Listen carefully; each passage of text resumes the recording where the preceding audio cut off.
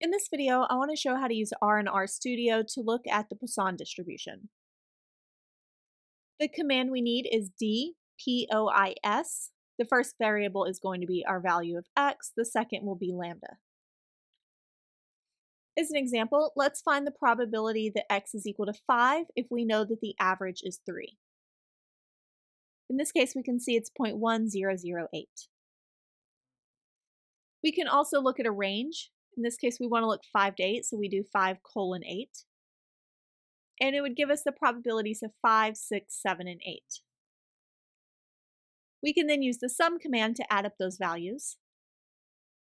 And we can see that the probability that we have between 5 and 8 when our average is 3 is going to be 0.1809. Next, I want to look at the PMF. So let's let our value of x range from 0 to 20, and let's suppose our average is 1.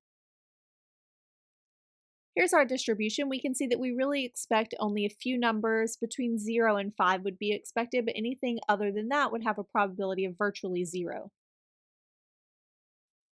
Next, let's change our mean value to 4 and see how that affects.